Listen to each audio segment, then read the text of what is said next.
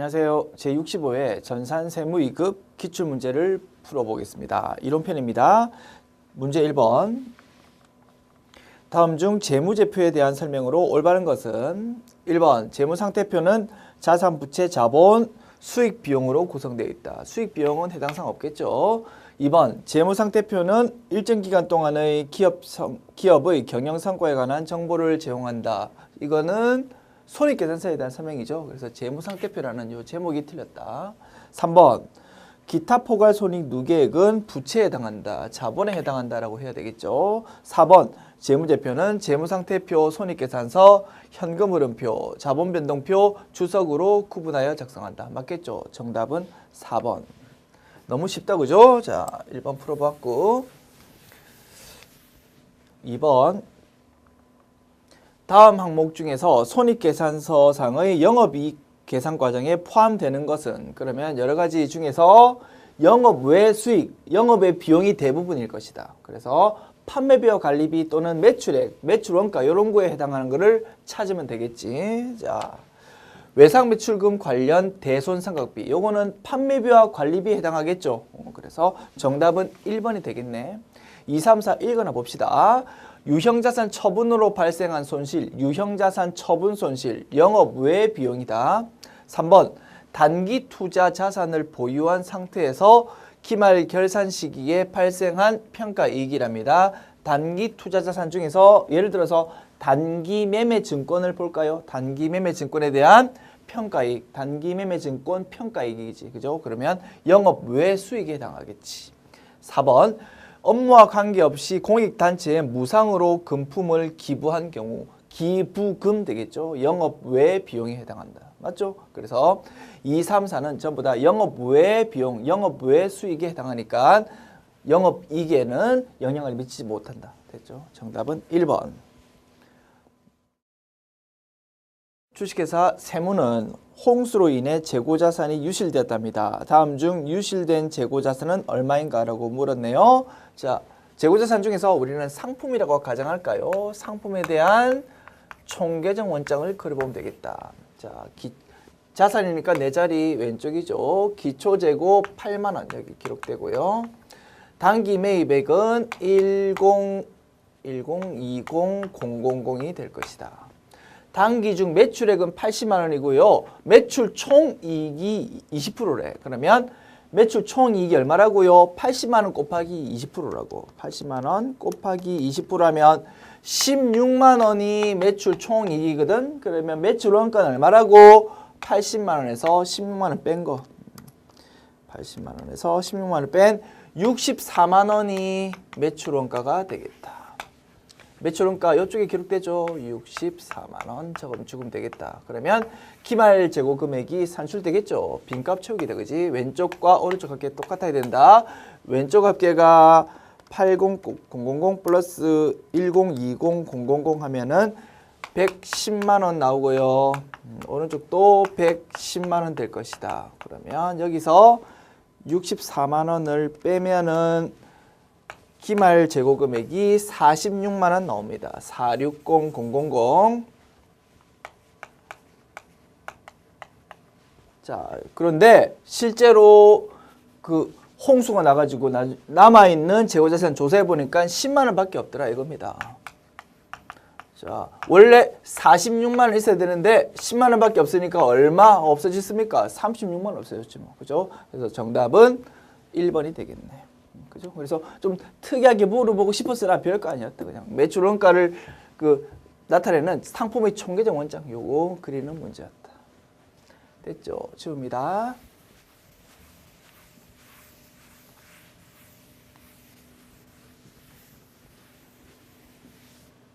문제 4번요. 유가증권에 대한 내용으로 틀린 것은 1번 상품권은 회계상 유가증권에 해당한다. 틀렸죠. 상품권 우리 회계 처리할 때 뭘로 회계 처리한다고 했습니까? 선수금으로 회계 처리한다고 했죠. 그죠? 상품권을 발행해 가지고 뿌릴 때 돈을 받을 거 아닙니까? 그죠? 그거는 회계상 선수금으로 회계 처리한다. 회계상 유가증권은 뭐라고 했습니까? 지분증권과 채무증권 두 가지로 나눈다고 했죠. 그래서 주식 같은 거 또는 국채, 공채, 회사채 같은 거 이런 것들이 회계상 유가증권으로 회계 처리됐다. 됐죠? 정답은 1번이 되겠네.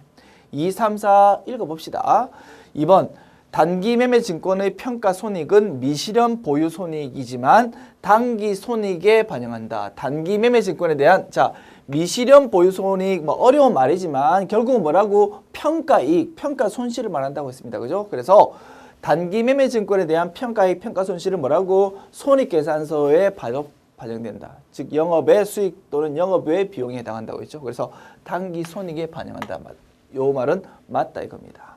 3번 유가증권에는 지분증권과 채무증권이 있다. 맞죠? 4번 유가증권의 손상차손금액은 단기손익에 반영한다. 유가증권에 대해서 따로 우리가 손상차손이란 걸 배운 적은 없지만 마찬가지입니다. 유형자산에 대해서 손상차손 인식하듯이 유가증권에 대해서도 뭔가 손상이 이루어졌다면 손상차손을 인식하고요. 그거는 단기손익에 반영을 한다 이겁니다. 자, 이런 지문 모르는 지문이 나올 수도 있다 이거지. 그렇지만 이런 거 유가증권에 대해서도 손상차손 같은 거 인식하나 보다 하고 넘어가면 되는 거지. 왜냐하면 우리가 확실히 틀린 지문 1번을 알 수 있으니까 답은 충분히 선택할 수 있다. 됐죠? 그래서 이런 지문이 중요한 게 아니고 상황 자체가 중요한 겁니다. 지문 한두 개 정도 애매한 거 있더라도 우리는 자신감 있게 우리 배운 범위 내에서 답을 찾자는 거지. 됐죠? 정답은 1번이었다. 문제 5번 볼까요? 다음은 충당 부채 및 우발 부채에 관한 설명이다. 잘못된 것은 읽어봅시다. 1번 충당 부채로 인식하기 위해서는 현재 의무가 존재하여야 할 뿐만 아니라 그 의무의 이행을 위한 자원의 유출 가능성이 매우 높아야 한다. 자, 회사에 좀 손해가 있을 만한 상황이 지금 있다. 그러나 아직 확정은 안 됐다. 이런 상황을 우발 부채 상황이라고 했죠. 자, 이런 상황에 대해서 회계 처리할 때 그 가능성이 매우 높고 금액을 측정을 할 수 있다. 그러면 재무상태표에 부채로 나타난다고 했죠. 그때 부채 이름이 충당부채라고 했습니다.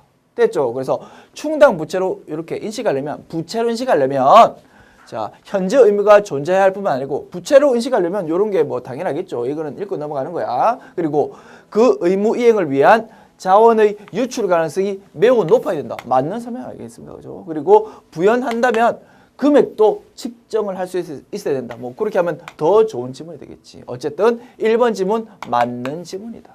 됐죠? 우리가 다 정리했던 상황이었죠. 자, 기억을 떠올려 보면서 문제 풀어봅시다.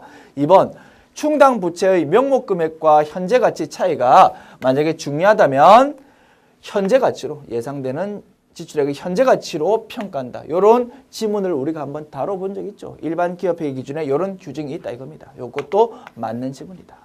3번 우발부채는 부채로 인식해야 한다. 자, 우발부채 상황을 전부 다 부채로 인식한다. 이러면 틀리겠지. 그죠? 그래서 가능성이 매우 높고 금액 측정이 가능하면은 재무상태표에 부채로 인식하지만 그렇지 않고 가능성이 매우 높지 않고 보통이거나 또는 가능성이 낮다. 그러면은 주석으로 기재한다고 했죠. 됐죠? 그래서 요 지문 자체는 맞지 않다 이겁니다. 됐죠? 부채로 인식하거나 또는 주석으로 기재해야 된다. 그렇게 해야지만 정확한 지문이 되겠지. 됐죠? 그래서 3번 지문이 틀렸다. 정답은 3번. 4번 현재 의무를 이행하기 위하여 소요되는 지출 금액에 영향을 미치는 미래 사건이 발생할 것이라는 충분하고 객관적인 증거가 있는 경우에는 그러한 미래 사건을 감안하여 충당 부채 금액을 추정한다. 뭐 우리가 이런 지문 자체를 다뤄본 적은 없지만 맞겠지 뭐 그죠? 그래서 일반 기업회 기준에 이런 지문이 있답니다. 됐죠? 강조합니다. 이렇게 우리가 못 봤던 지문이 나올 수도 있어. 그렇지만 읽어보고 맞는 말 같다 라고 넘어갈 수 있다는 거지. 왜냐하면 확실히 틀린 지문이 여기 있기 때문에. 됐죠? 이렇게 문제를 풉니다. 문제 6번. 다음은 관련 범위 내의 조업도에 따른 원가이다. 원가 행태에 따른 분류로 알맞은 것은 봅시다. 생산량이 증가하더라도 총원가가 항상 일정하답니다. 뭡니까? 고정 원가지 뭐. 그래서 이에 따라서 단위당 원가는 점점 작아지는 거지. 그지?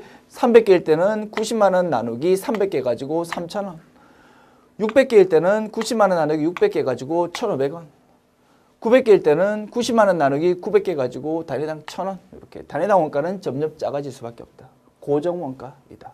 됐죠? 답은 고정비 3번이 되겠네. 됐죠? 치우고요. 문제 7번.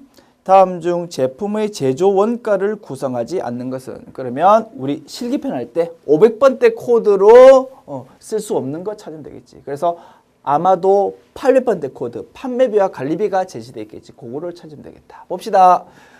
공장 직원의 특별 상여금, 공장 직원 관리니까 500번대 코드 맞겠죠. 제조 원가 맞고.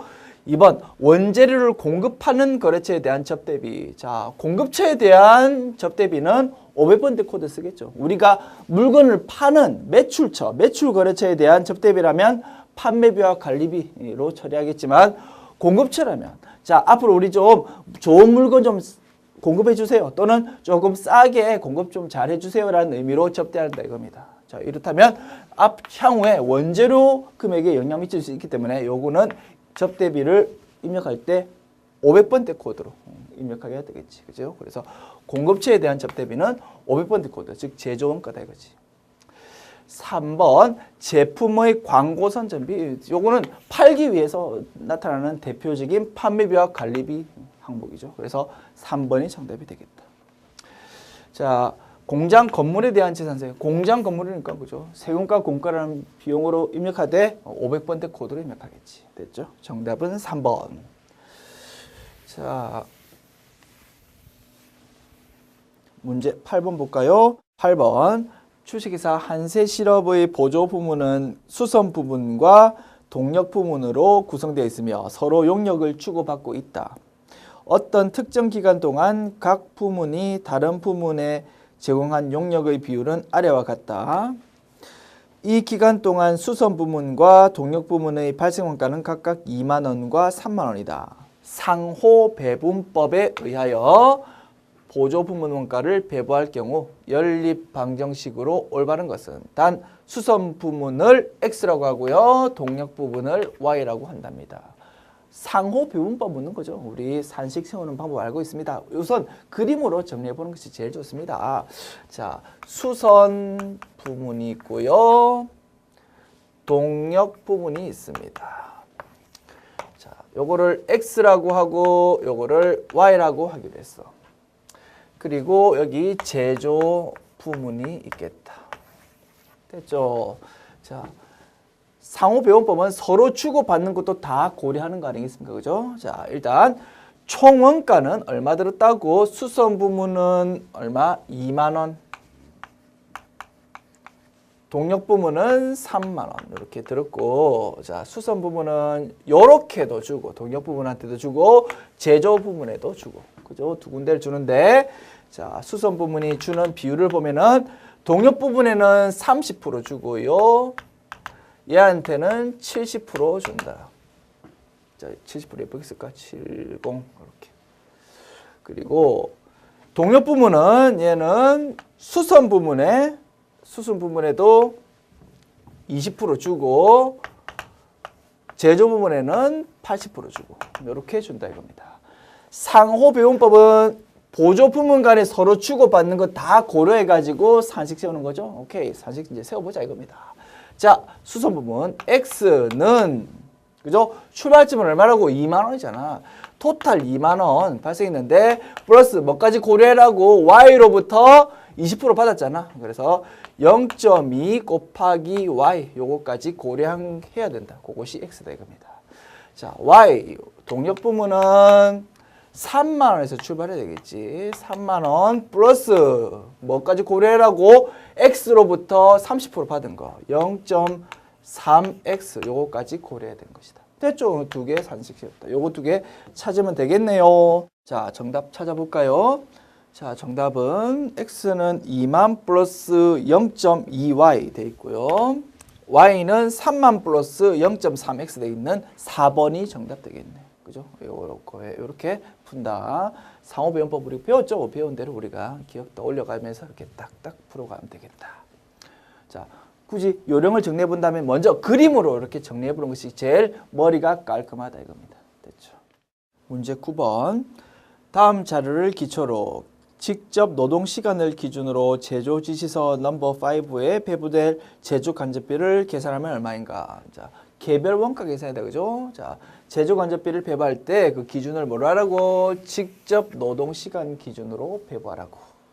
자, 그러면 배부율 먼저 구해야 되겠다, 그죠? 자, 기본 자료에서 제조 간접비 총액이 2만 원입니다.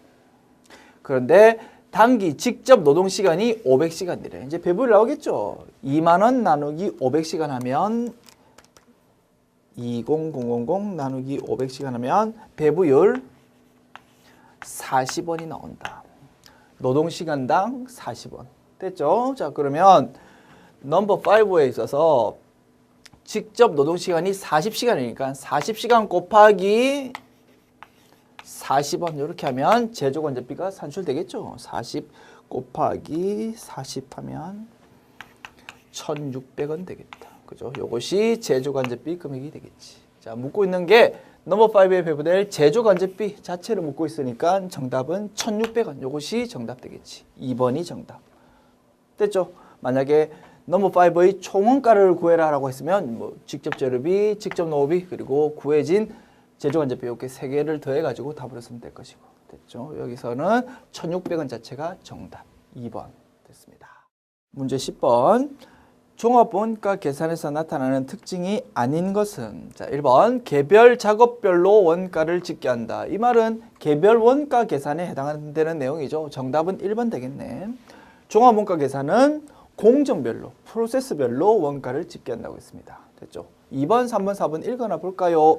2번 원가 요소의 분류가 재료비와 가공비로 단순화된다. 맞죠? 재료비하고 가공비로 나눠가지고 완성품 환산량을 구했었다. 3번 연속적으로 대량 반복 생산되는 형태이므로 기간 개념이 중시된다. 맞는 말이겠죠. 4번 동일 공정에서 생산된 제품은 동질적이라는 가정에 따라서 평균화 과정에 기초하여 제품 원가가 계산된다. 맞죠? 평균화라는 개념을 쓴다. 그죠? 완성품 환산량이라는 개념이 결국 평균화 과정이었다. 그죠? 자, 줍니다. 정답은 1번. 11번. 부가가치세법상 영세율과 면세에 관한 다음의 설명 중 잘못된 것은? 읽어볼까요? 1번. 영세율 적용 대상인 재화 또는 용역을 공급하는 면세 사업자도 선택에 의해 면세를 포기할 수 있다. 맞죠? 그래서 면세 포기하는 이유가 대부분 영세율 적용받기 때문에 환급받고 싶어가지고 그 면세를 포기한다라고 제가 말씀을 드렸습니다. 그래서 요 1번 집은 맞다. 2번 영세율 적용 대상 사업자와 면세 사업자의 매입세액은 공제 또는 환급받을 수 있다. 자, 영세율 적용 대상 사업자라면 환급받는 거 맞습니다. 그죠? 그런데 면세 사업자는 그죠? 환급을 못 받죠. 얘들은 부가가치세법상 사람이 아니라고 했습니다. 그래서 매출에 대해서도 부가가치세 낼 필요 없고 대신 매입에 대해서도 부가가치세 환급 같은 건 못 받는다고 했죠. 그래서 면세 사업자라는 요 단어가 끼어있기 때문에 2번 지문 틀렸지. 그래서 2번이 정답이 되겠다. 3번, 4번 읽어봅시다. 3번 영세율 적용을 받더라도 사업자 등록, 세금계산서 발급 등 납세 의무자로서의 의무를 이행하지 않으면 가산세 등 불이익이 발생한다. 맞죠? 그래서 영세율 적용 받더라도 과세 사업자이기 때문에 부가가치세법상 각종 의무를 다 성실히 이행해야 된다고 했습니다. 4번 면세의 포기를 신고한 사업자는 신고한 날로부터 3년간은 면세를 다시 적용받지 못한다. 맞죠? 그래서 면세 포기하면 3년간은 최소한 과세 사업자로 살아야 된다라고 했죠. 자, 그래서 정답은 2번이었다. 문제 12번.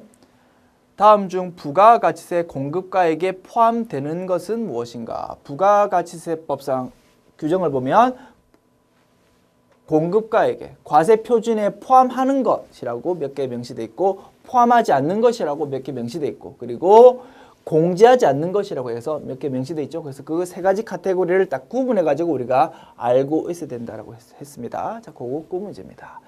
매출 할인 과세 표준에서 포함하지 않는 것으로 명시되어 있는 거죠. 회계와 똑같다 이겁니다. 매출 할인, 매출 애누리, 매출 환입 이런 것들은 과세 표준에 포함하지 않는다.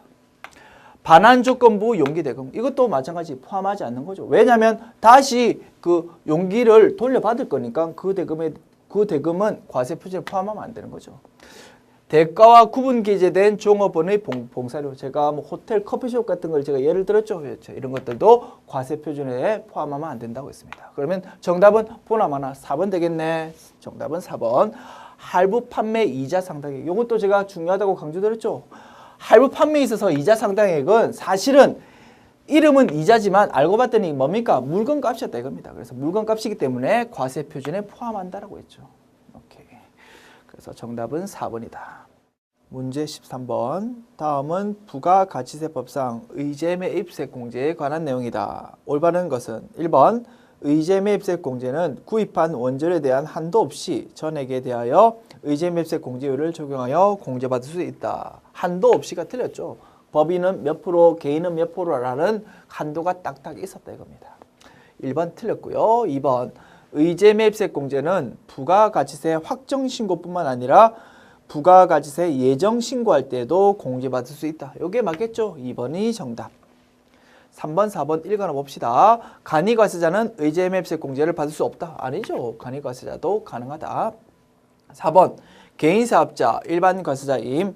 개인사업자인 음식점은 농어민으로부터 정규 증빙 없이 직접 구입 시 의제매입세 공제를 받을 수 있다. 아니죠. 음식점은 안 되고요. 제조업인 경우 농어민으로부터 직접 산 거를 의제매입세 공제 받을 수 있다고 했습니다. 그래서 음식점업과 제조업을 비교해 봤을 때 제조업이 음식점업보다 공제율은 낮습니다. 의제매입세 공제율은 낮지만 대신 농어민으로부터 직접 산 거에 대해서도 의제매입세 공제 받을 수 있는 장점이 있다라고 우리가 정리했었죠. 됐죠? 그래서 4번 질문 틀렸다.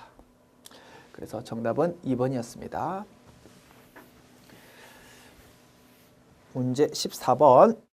소득세법상 원천징수 대상 기타 소득에 해당하는 것은 자, 기타 소득인 경우 원칙에 따라서 원천징수 당연히 해야 되겠죠. 그러나 기타 소득 중에 그 성격상 원천징수가 좀 하기 힘든 상황이다. 그러면 원천징수 하지 않도록 규정이 되어 있다고 했죠. 그거 찾으면 되겠네. 자, 우리 교재에서 3가지로 정리해봤습니다. 세 가지가 다 지문으로 제시되어 있네. 첫 번째. 알선 수재 및 배임 수재에 의하여 받는 금품. 이거 기타 소득 맞거든. 그런데 이거 성격상 어떻게 원천징수 하겠습니까? 그죠? 원천징수 할 수 없다. 뇌물도 마찬가지입니다. 뇌물을 주는 사람이 원천징수 좀 하고 주겠습니까? 할 수가 없다 이겁니다. 그래서 이런 것들도 원천징수 할 필요가 없는 것이었다. 그리고 정리했던 게 4번 지문에 있는 거였죠. 계약의 위약으로 인하여 받는 위약금으로서 계약금이 위약금으로 대체되는 경우 이것도 그 성격상 원천징수 하기 힘들다라고 했죠. 그래서 1번, 2번, 4번은 원천징수 하지 않도록 하지 말라고 규정이 되어 있다. 할 수도 없는 거죠 사실은. 됐죠. 그래서 정답은 3번이 되는 거지. 당연히 3번 되겠다. 법인세법에 따라서 기타 소득으로 처분된 소득. 자, 법인세법에 따라서 세무조정을 하고요. 소득 처분을 해보니까 기타 소득으로 분류된다 이겁니다. 그러면 해당되는 상대방 당사자 입장에서는 그것이 기타 소득에 해당되겠죠. 그것이고 그런 내용이고 그래서 우리 요거를 뭐라고 부릅니까? 인정 기타 소득이라고 부른다고 했습니다. 자, 인정 기타 소득 당연히 기타 소득에 해당하고 요거는 원칙에 따라서 그 당사자인 그 법인이 원천징수를 해야 되겠지. 원칙에 따라서. 그죠? 그래서 우리가 1번, 2번, 4번 항목을 정리했기 때문에 답 3번 정확하게 찾을 수 있겠다. 됐죠? 문제 15번. 소득세법상 근로소득자와 사업소득자, 다른 종합소득이 없는 자랍니다. 자, 이런 두 사람을 비교했을 때 근로소득자라는 사람이 있고요. 사업소득이 있는 사업소득자, 다른 종합소득은 없답니다. 그 사업소득만 있는 사람이랍니다. 됐죠? 요 두 사람을 비교했을 때 둘 다 공통으로 적용될 수 있는 공제를 찾아보랍니다. 우리 교재에서 정리했었죠? 자, 본인이 근로소득이 없더라도 공제받을 수 있는 거 정리했었지. 뭐였다고요? 인적공제들 다 받을 수 있었고요. 그리고 우리가 연금을 장려하죠. 100세 시대라고 해서 그래서 연금에 대한 공제는 다 받을 수 있다. 그리고 기부문화 장려, 그죠? 그래서 그런 정책에 따라서 기부금에 대한 공제 다 받을 수 있다라고 정리했었다. 그럼 그거 찾으면 되겠죠? 부녀자 공제, 요거 인적 공제 성격이 있는 거죠. 그래서 공제 받을 수 있다. 자녀세액 공제, 요것도 인적 공제 성격이 있는 거죠. 받을 수 있다. 연금에 대한 거 받을 수 있다. 기부금에 대한 거 받을 수 있다. 그러나 요 가로 내용 때문에 자, 요거 좀 다시 한번 생각해 봐야 됩니다. 자, 기본적으로 근로소득이 없더라도 기부금에 대해서 공제받을 수 있는데 예외적으로 사업소득자이면서 다른 소득이 전혀 없는 사업소득만 있는 사람인 경우에는 기부금에 대해서 공제를 세액공제 형태로 받으면 안 되고 그때는 어떻게 한다고요? 그 장부 작성할 때 기부금에 대해서 비용으로 처리하는 방법으로 즉 필요경비 산입이라고 부른다고 했습니다. 소득세법에서는. 그래서 필요경비 산입 형태로만 공제받을 수 있도록 정리해 놨다 이겁니다. 그래서 기부금 세액공제 자체는 안 되겠다 이거지. 요 사업소득자이면서 다른 종합소득이 없는 자에는. 그죠? 그래서 라는 해당 사항이 없는 것이네. 그리고 신용카드 소득공제 예들은 그 근로소득이 있는 사람만 받을 수 있는 특권이라고 했죠. 그래서 요 사업소득자는 받을 수 없는 것이다. 그러면 정답은 가, 나, 다 이렇게 정리를 해야 되겠네. 그러면 답이 가, 나, 다인 4번이 되겠다. 됐죠. 이렇게 제65회 전산세무 2급 기출문제를 풀어봤습니다. 어떻습니까? 전부 다 우리가 교재에서 다 중요한 포인트로 정리했던 부분에서 출제되었다 이겁니다. 그래서 간혹 모르는 지문 한두 개는 등장했었다 그지? 그래서 그런 지문 자체가 중요한 게 아니고 상황이 중요하다 이겁니다. 그래서 전부 다 우리 배운 범위 내에서 답을 찾을 수 있다라는 확신을 가지고 시간 관리하면서 딱딱 풀어나가면 되겠다. 됐죠? 자, 이렇게 정리합시다. 수고했습니다.